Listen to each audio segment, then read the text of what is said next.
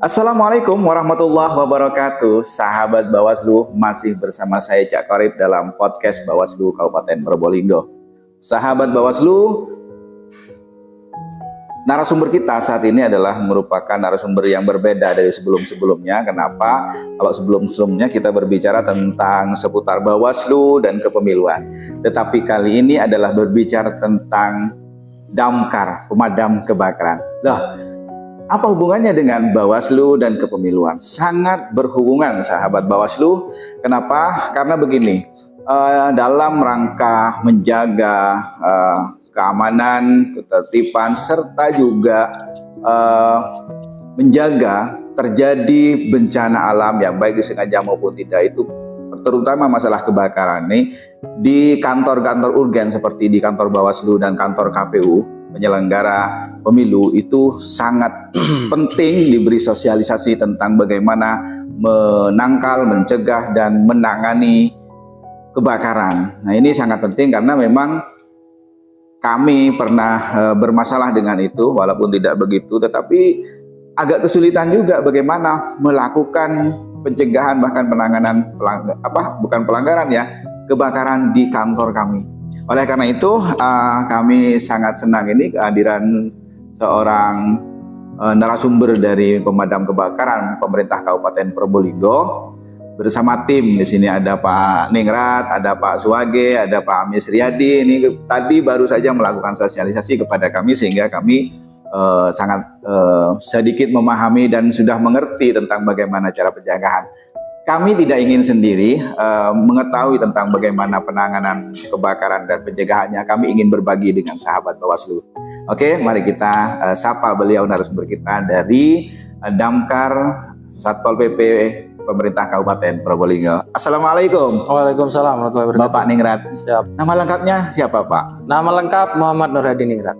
Muhammad Nur Hadi Ningrat. Nah, ini Pak, saya sangat tertarik dengan teman-teman bagaimana tugas dari Damkar di Pemerintah Kabupaten Probolinggo ini, Pak. Monggo Pak diceritakan, Pak. Tugas kami di pemadam kebakaran. Nah, pemadam kebakaran khususnya di Kabupaten Probolinggo itu masih satu naungan dengan Satuan Polisi Pamung Praja. Iya, iya. Jadi Satpol PP itu di bagian bawahnya itu ada bidang pemadam kebakaran dan pencegahan, penanggulangan kebakaran ataupun non kebakaran. Tuh. Nah, tugas-tugas kami di Damkar itu pada umumnya di masyarakat khususnya di Probolinggo itu kita masih mindset masyarakat itu kita hanya tugasnya memadamkan saja. Iya. Padahal sebenarnya tugas dari Damkar itu sangat banyak. Ya, dalam artian sangat banyak itu adalah pemadaman juga pencegah juga evakuasi. Evakuasi juga. Jadi fire and rescue itu adalah tugas kami. Apa saja isi di dalamnya? Jadi pemadaman, selain pemadaman kebakaran juga kita evakuasi. Evakuasi ini isi di dalamnya itu kurang lebih ada misalkan evakuasi tawon. Iya. Jadi yang banyak tergolong viral di Kabupaten Probolinggo saat ini adalah tawon ini. Sarang tawon yang berbahaya. Sarang tawon yang berbahaya. Tawon Vespa ya, itu, ya. Sarang tawon Vespa itu yang kami evakuasi. Kemudian misalkan juga ada hewan-hewan liar yang masuk di pemukiman atau di rumah masyarakat. Seperti ular. Bisa menghubungi kita. Kemudian juga misalkan yang sering terjadi itu juga cincin yang misalkan nggak bisa dibuka. Itu juga sering kita lihat di YouTube itu. Itu juga tugas kami. Waduh, sampai ke situ ya. Jadi banyak memang menyeluruh. Dan lagi perlu diketahui juga bahwasanya khusus di Kabupaten Probolinggo, call center kami itu ada di 112. 112. Sangat mudah ya. Kalau misalkan ada kejadian apapun itu terkait masalah kebakaran ataupun evakuasi, bisa menghubungi call center 112. Iya, call center 112. Sahabat Bawaslu. Jadi itu tadi tugasnya ternyata bukan hanya memadamkan api yang membakar, tetapi juga banyak hal terkait dengan rescue tadi ya. Bagaimana seperti tadi ular ketika masuk di rumah-rumah masyarakat itu bisa minta bantuan dari Damkar. Kemudian sampai cincin yang tidak bisa dibuka cincin yang tidak bisa dibuka bisa. Dan yang viral itu kemarin adalah masalah ini tawon Vespa tawon Vespa merenggut nyawa dari seorang anak gitu ya. Sehingga wah ini luar biasa. Baik, sahabat Bawaslu, saya ingin tanya lagi Pak Nerat berkaitan dengan tugas yang pertama tadi yaitu memadamkan kebakaran. Ini banyak orang tidak mengetahui bagaimana sih sebenarnya sehingga muncul kebakaran itu, apa sih unsur-unsur yang ada di situ sebenarnya apa? Nah, baik, saya akan jelaskan. Sebenarnya kebakaran itu adalah proses terjadinya api yang sudah membesar dan tidak terkontrol. Itu akan mengakibatkan kerugian harta dan jiwa tentunya. Apakah langsung moro-moro terjadi kebakaran besar seperti itu? Tidak. Awal dari kebakaran itu terjadi berawal dari api kecil dulu. Api kecil yang rentan waktu di bawah 5 menit itu masih bisa dikategorikan bisa dicegah. Kalau sudah 5 ke atas itu biasanya sudah sulit untuk dicegah, karena ketika terjadi kebakaran itu 10 menit saja terjadi, itu sudah nggak bisa kita tanggulangi, seperti itu. Poinnya adalah yang perlu kita pahami, poinnya adalah segitiga api yang kami istilahkan seperti itu. Jadi api itu terbentuk dari 3 unsur yang menyertainya. Salah satunya adalah yang pertama itu adanya bahan bakar, kemudian yang kedua ada oksigen, kemudian yang ketiga ada panas. Nah, apabila ketiga unsur ini bertemu dan membentuk satu rantai reaksi, maka terbentuk yang namanya api. Seperti itu. Tugas kita pemadam hanya satu prinsipnya, apa itu? Dihilangkan salah satunya. Itu dari sudah cukup. Segitiga api itu dihilangkan salah satunya. Dihilangkan salah satunya itu sudah cukup untuk membuat api itu padam. Oke, tertarik. 3 unsur itu apa? Mungkin bisa disebutkan lagi? 3 unsurnya itu adalah bahan bakar. Bahan bakar. Ada oksigen, panas. Nah, ini yang membentuk api. Kemudian kita ketika salah satunya ini kita hilangkan maka tidak akan membentuk api. Itu. Nah, ini sangat sebenarnya kalau kita dengar sangat mudah sekali ya. Tetapi kadang-kadang di lapangan kita sulit itu memadamkan itu karena kenapa ya? Nggak tahu juga apakah karena kita panik atau tidak tahu tadi caranya membuang segitiga api itu. Gimana ini? Jadi memang kebanyakan di masyarakat itu yang pertama kali banyak kita yang kurang ini gitu kan, karena memang satu memang ketidaktahuan. Betul. Tuh. Kemudian setelah ketidaktahuan itu tadi, jadi tindak lanjutnya itu terjadi kepanikan seperti itu.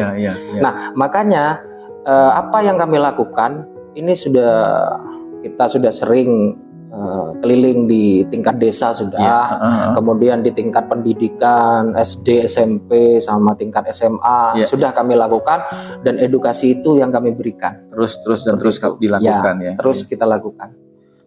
Betul sekali. Jadi ternyata ini penting bagi kita sahabat Bawaslu untuk mengetahui bagaimana cara mencegah terjadinya kebakaran. Maka tadi disebut ada segitiga api sebenarnya. Salah satu ada oksigen, ada panas, kemudian ada bahan bakar. 3 itu harus diputus, harus tidak ada, maka api tidak akan terjadi. Nah, ini berbicara tentang bahan bakar apa saja ini? Nah, setahu saya bahan bakar itu paling bensin dan yang cair-cair itu.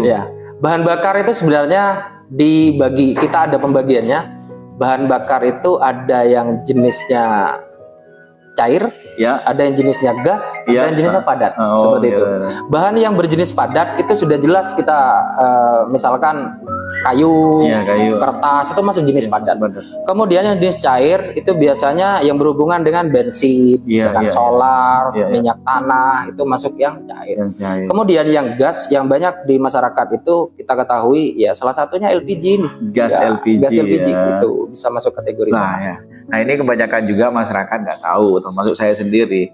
LPG itu katanya bisa meledak, Pak. Meledak di masyarakat umumnya begitu. Jadi apa ya sebenarnya terjadi? Apa benar bisa meledak atau apa? Kenapa kok sampai kemudian ketika ada bau nggak enak yang berasal dari LPG itu, kemudian efeknya ada pernah kejadian terbakar gitu atau meledak? Nah, sebenarnya apakah LPG-nya yang meledak atau apa? Baik, saya akan menjelaskan sedikit apa yang saya pahami di kedamkaran. Itu sebenarnya LPG ini tidak pernah ditemukan terjadi tabung yang meledak. Tidak pernah. Walaupun terjadi kebakaran, pasti tabungnya tetap utuh. Gitu. Lalu apa yang terbakar? Yang meledak itu apanya? Yang meledak adalah isi di dalamnya, gas ini. Gitu. Karena apa? Gas ini ketika dia sudah mulai keluar. Bocor, dan memenuhi satu ruangan yang tertutup dan di sana tidak ada celah-celah udara ataupun kondisi pintu tertutup, jendela tertutup. Ini dia menggumpal di satu ruangan. Kemudian ketika ada orang yang masuk di dalam ruangan tersebut tanpa menghiraukan adanya kebocoran, itu biasanya kadang orang menyalakan korek, gitu kan. Makanya pantangannya ketika terjadi gumpalan gas di dalam ruangan yang tertutup, itu tidak boleh menyalakan saklar lampu. Itu yang pertama. Kemudian tidak boleh menyalakan pemantik atau korek. Kemudian tidak boleh menggunakan handphone. Itu juga ini bahaya juga. Ya, sangat bahaya sekali. Kenapa kok tidak boleh menggunakan handphone? Karena handphone ini mengandung rambatan medan elektromagnetik yang bisa menjadi pemicu kebakaran. Kemudian kenapa kok saklar lampu tidak boleh dinyalakan? Karena di sana ketika kita menyalakan saklar, ini ada percikan listrik di sana. Ini yang menjadi pemicu ledakan. Kalau terjadi gumpalan gas itu tadi. Jadi begitu ya. Saya pikir tabung gasnya yang meledak, ternyata ada pemicu ketika gas itu bocor keluar memenuhi ruangan. Kemudian ada pemicu listrik. Kemudian kita merokok tanpa langsung masuk. Kemudian juga korek api. Wah.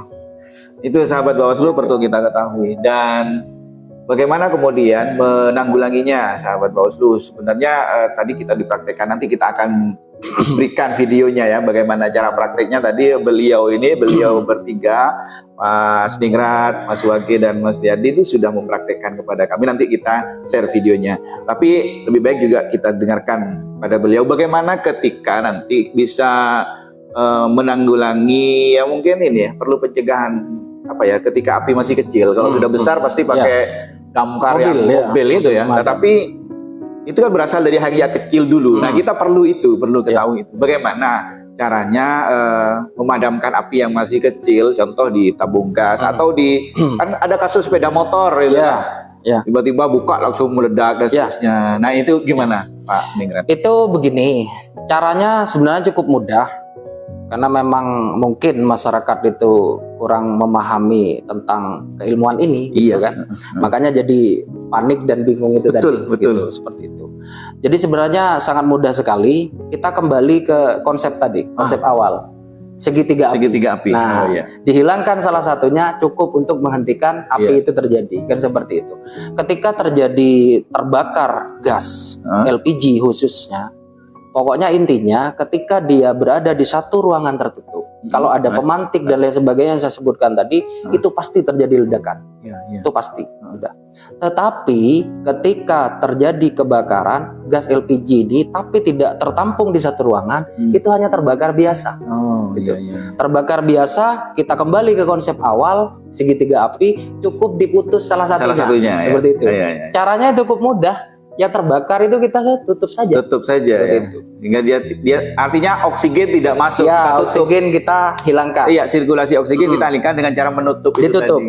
Nah, begitu ya. Makanya tadi kami kan memberikan edukasinya ditutup menggunakan tangan kan Apa maksudnya? Menggunakan tangan itu maksud dan tujuan kami sebenarnya tidak perlu ditutup pakai tangan gitu. Maksudnya apa? Biar berani dulu itu. Biar berani. Intinya biar berani dulu. Biar tidak hilang panik ya. Padahal sebenarnya kalau terjadi kebakaran gas LPG yang keluar api gitu, tinggal di regulatornya itu valve-nya kita tutup. Itu kuncinya. Iya betul. Kalau sudah ditutup itu pasti padam sudah. Selesai. Seperti itu, selesai. Sama seperti kita membuka ini aja tadi ya. Tutup bensin itu sama. Buka, kemudian kita praktekkan ada api di situ, kita tinggal tutup. Tinggal ditutup. Dengan ininya. Dengan tutupnya boleh. Itu gunakan tangan boleh. Maka padam. Namun gak enaknya kalau pakai tangan, kalau itu misalkan terbakar sudah terlalu lama. Karena logam kan seperti itu. Betul. Maka yang aman pakai saja tutupnya. Pakai knopnya itu ya. Baik, sahabat Bawaslu, kita akan tampilkan videonya. Seperti apa sosialisasi yang disampaikan dan praktek yang disampaikan oleh beliau ini videonya.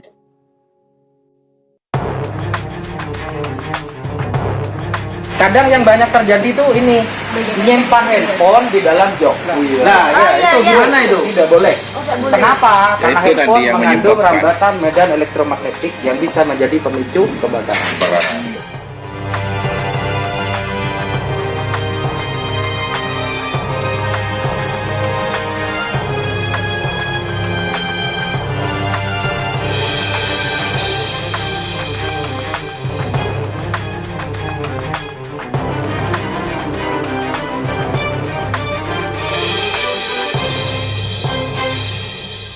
Baik sahabat Bawaslu, closing statement ini ya Pak Ningrat dan teman-teman agar masyarakat bisa menjaga rumah, kantor masing-masing ya.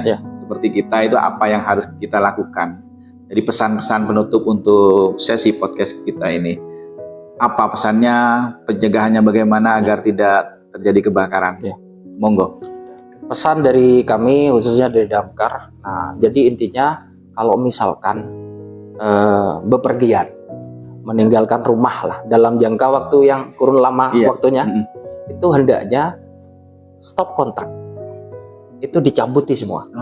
Kemudian regulator dibuka saja, seperti itu. Kemudian ini yang banyak terjadi, tolong dihindari juga. Kadang stop kontak itu ada yang beruntun, banyak isinya. Itu. Nah, seperti itu. Kadang di sini colokan, sampai di sana dicolokan lagi, sana nyambung lagi. Tolong hindari itu. Itu yang pertama. Kemudian yang berikutnya, tolong juga selalu dicek kabel sentral yang berada di atap. Itu juga pengaruh. Kadang-kadang dia digigit tikus dan benar. Kenapa? Karena gini, kadang misalkan saya kasih contoh. Misalkan sekarang kita hanya punya televisi misalkan. Kemudian ketika ke depan kita ada rezeki, misalkan nambah kulkas, nambah mesin cuci. Kadang di bagian atap kabel sentral itu tidak diperhatikan. Padahal sebenarnya arus listrik itu sama seperti ketika kita berada di ruangan. Misalkan contoh ruangan seperti ini banyak orang. Kemudian di bagian pintunya hanya sekecil itu. Ketika disuruh keluar berbarengan, pasti ada desakan. Gesekan. Nah, ada desakan. Untuk menghindari desakan itu, maka pintunya harus diperlebar. Sama listrik pun seperti itu. Jadi penampangnya harus dibesarkan. Ketika kurun waktu ke depan, kita menambah peralatan-peralatan. Seperti itu. Sekali lagi ini untuk nanti apabila terjadi kebakaran memang yang hebat, untuk menghubungi Damkar berapa tadi? Menghubungi Damkar call center 112. 112 bukan hanya masalah kebakaran tetapi juga masalah rescue lainnya seperti minta bantuan. Ada binatang yang buas kayak ular tadi, kemudian melepaskan cincin, kemudian juga menyelamatkan ini sarang tawon yang berbahaya yang mengakibatkan hilangnya nyawa itu. Yang terkenal itu tawon Vespa itu. Pak Ningrat dan teman-teman, Mas Wage dan Mas Riyadi, terima kasih atas kehadirannya. Sangat bermanfaat ilmu yang diberikan mulai dari tadi pagi sampai sekarang ini kita ajak podcast. Sahabat Bawaslu, bukan tidak ada alasan kenapa saya memberikan informasi di podcast Bawaslu Kabupaten Probolinggo tentang pemadaman kebakaran dan bahkan ada rescue-nya tadi. Karena apa? Ini adalah unsur upaya pencegahan dari Bawaslu Kabupaten Probolinggo untuk agar tidak terjadi hal-hal yang tidak diinginkan seperti kebakaran. Karena di kantor Bawaslu, di kantor KPU ada arsip-arsip yang sangat penting untuk harus dijaga. Barang-barang yang penting, harta-harta yang penting, bahkan juga nyawa. Oleh karena itu sangat penting, terutama di lingkungan Bawaslu, khususnya Kabupaten Probolinggo, perlu mengadakan sosialisasi seperti ini. Dan kita akan berbagi dengan teman-teman atau sahabat Bawaslu.